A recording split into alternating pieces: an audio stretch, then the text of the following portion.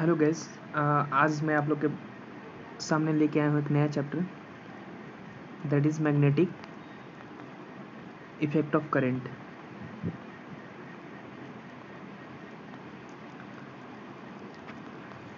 इससे बहुत ही आसान क्वेश्चन पूछे जाते हैं नेवी और एसएसआर में।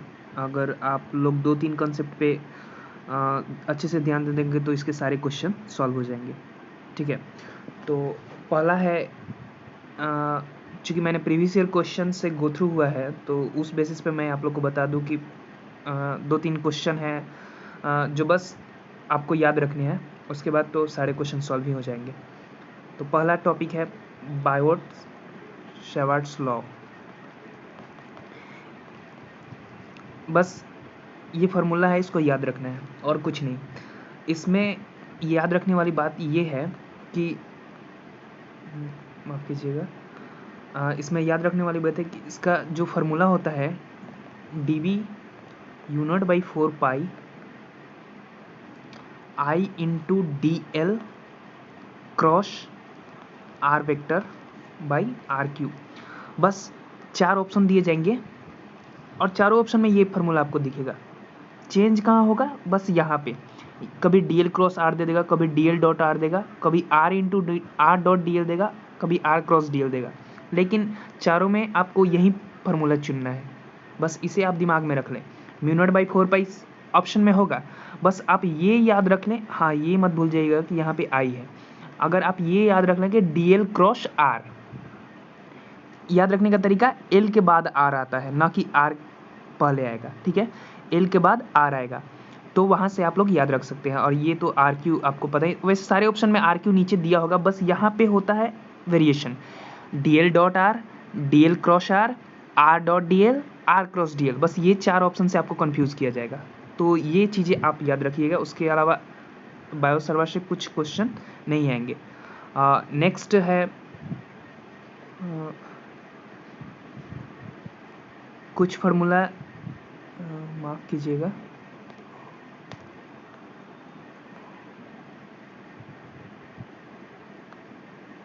ओके। नेक्स्ट है मैग्नेटिक फील्ड निकालने का। मैग्नेटिक फील्ड निकालने का 2-3 टॉपिक जो है उससे क्वेश्चन पूछे जाते हैं, जैसे कि मैग्नेटिक फील्ड इन्फिनाइट वायर द्वारा। ठीक है, तो ये इन्फिनाइट वायर हो गया। ठीक है, इसके द्वारा मैग्नेटिक फील्ड डिस्टेंस पे कितना लगता है? μ0/I 2πd। बस चीज़ें याद रखनी है।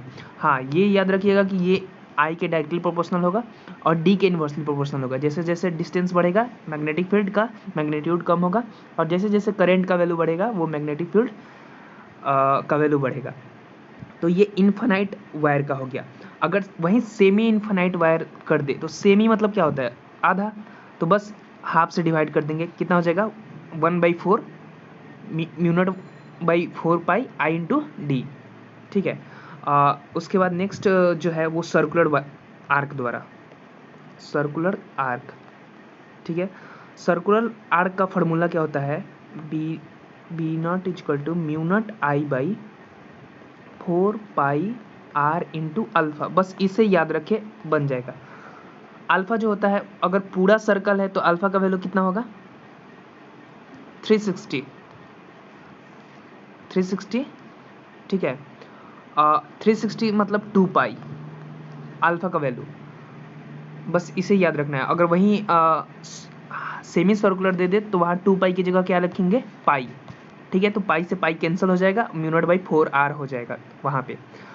और जब होल सर्कल रहेगा तो 2π का जो वैल्यू पुट कीजिएगा तो μ0I/2π, पाई से पाई कैंसिल हो जाएगा, 2r हो जाएगा। तो यही याद रखने। और नेक्स्ट जो है एक और था, वो इनफाइनाइट सोलेनॉइड के द्वारा, infinite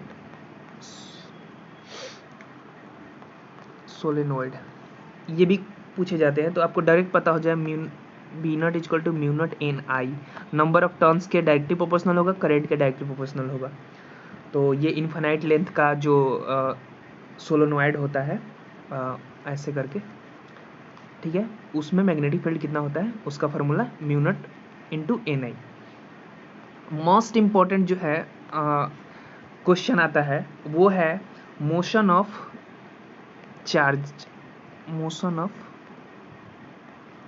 charge in uniform field. देखिए मैं फालतू का कुछ एक्स्ट्रा नहीं बताऊंगा, जो क्वेश्चन आएंगे वही क्वेश्चन बताऊंगा, इसके अलावा मैं कुछ नहीं बताऊंगा।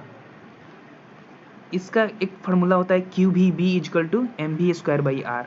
ये कैसे होता है आई गेस आप लोग को पता होगा, इसलिए मैं नहीं बता रहा हूँ, बस मुझे रिवीजन के तौर पे आप लोग को बताना है, इसलिए मैं आपको एक ग्लेंस दे रहा हूँ। तो क्यू भी बी इजकल टू एम भी स्क्वायर बाई आर, बस ये फार्मूला पता होगा तो आपको सारे पता हो जाएंगे। इसमें पूछे क्या जाते हैं, रेडियस कैसे निकालते हैं, रेडियस का फार्मूला क्या होता है, जो चार्ज जब यूनिफॉर्म सर्कुलर मोशन करेगा तो उसका रेडियस का फार्मूला क्या होगा। यहाँ से मोमेंटम का भी फार्मूला पूछ देंगे और टाइम पीरियड का, बस ये 3। तो इसमें टाइम पीरियड में एक चीज़ें याद रखनी होगी, टाइम पीरियड जो होगा 2πm/qb होगा, ठीक है। तो ये जो टाइम पीरियड जो होता है ना, इंडिपेंडेंट होता है किससे, रेडियस से।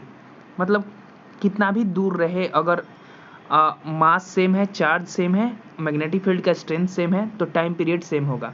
रेडियस का फार्मूला क्या होगा, रेडियस इक्वल टू mv/qb, वहीं से मैनिपुलेट करके आप निकाल सकते हैं। और एक है kinetic energy, kinetic energy half mv² होगा, v का वैल्यू पुट कर देंगे यहाँ से, तो ये आ जाएगा qbr/2m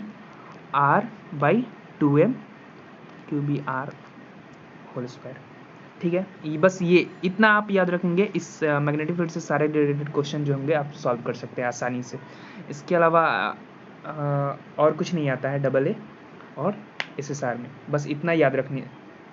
तो आपको याद रखना है इनफाइनाइट वायर का मैग्नेटिक फील्ड, सर्कुलर वायर का magnetic field, motion of charge in uniform magnetic field और एक बायो-सावर्ट लॉ, बस ये। इसके अलावा कुछ आपको पढ़ने या देखने की जरूरत नहीं है। ये चीज़ें याद रखिए, सारे क्वेश्चन सॉल्व हो जाएंगे, मेरी गारंटी है। Thank you.